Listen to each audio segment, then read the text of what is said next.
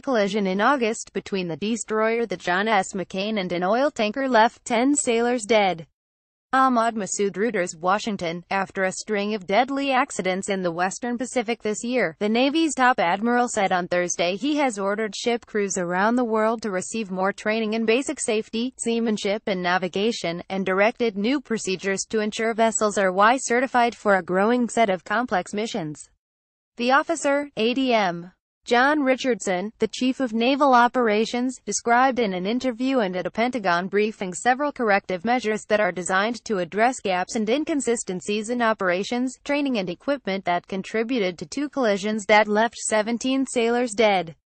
The changes, most of which were outlined in a comprehensive review the Admiral ordered after the accidents and made public on Thursday, would likely cost $400 million to $500 million over the next 5 to 6 years, he said. Recent experience has shown that if we're not careful, we can become overstretched, overextended, Admiral Richardson told reporters.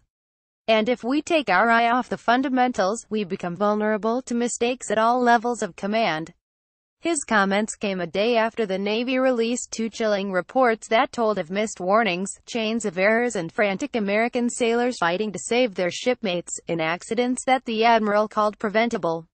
7 sailors were killed in June when the destroyer Fitzgerald collided with a container ship near Japan.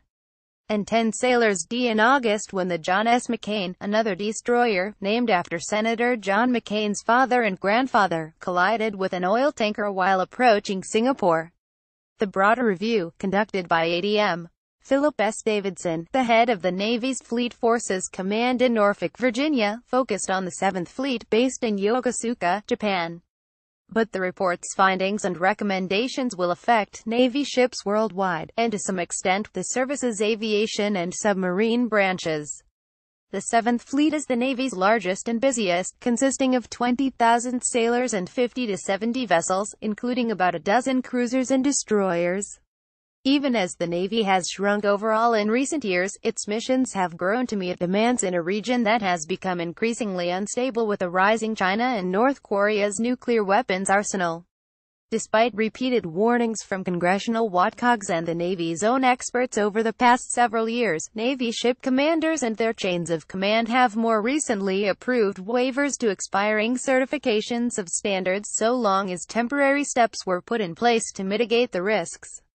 As of June, 37% of the certifications for the crews of cruisers and destroyers based in Japan had expired, according to the Government Accountability Office, the investigative arm of Congress.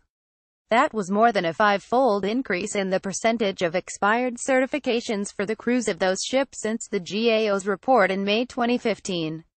Navy officials found that commanders came to believe these lower standards were the new normal. The risks that were taken in the Western Pacific accumulated over time, and did so insidiously, Admiral Davidson's review concluded, adding the accident stemmed from an unrecognized accumulation of risk that resulted in ships not ready to safely operate at sea. While that can-do attitude culture has served us well in crisis and combat for decades, it does not relieve our commanders of the need to continuously assess, mitigate and accept risk. The review continued. In response, the Navy is revamping its scheduling process for ship operations in region, assessing the readiness standards for all ships based in Japan, and creating a new naval office in the Western Pacific specifically to ensure those standards do not erode.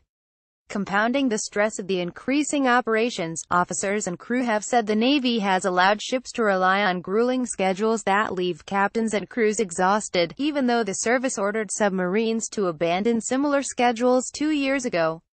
A GAO report from May said sailors were on duty up to 108 hours each week. Navy officials have now ordered more sleep for crews and no more 100-hour work weeks for sailors. The new rules essentially will adopt steps by the Naval Postgraduate School to develop a shorter schedule to match circadian rhythms, which uses 3 hours of duty and 9 hours off.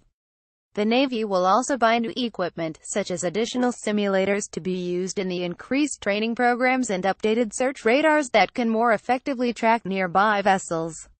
Ships steaming in crowded waters, like those near Singapore and Tokyo, will now broadcast their positions, as do other vessels. Until now, most Navy ships had the automatic identification system devices on board, but did not turn them on to prevent other countries, like China, from easily tracking them.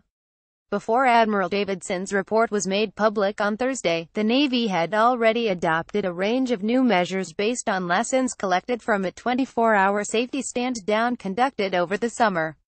Those steps included standardized rules for teams on the bridge when the captain is not present, new reporting requirements for major equipment failures and near misses, and manually tracking vessels that come within 5,000 yards of a Navy ship to avoid collisions.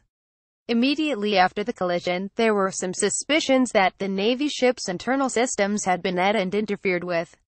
But Admiral Richardson in the interview ruled out any cyber intrusions in the two deadly accidents, although he said the Navy will now add that to the list of factors to examine in future collision investigations.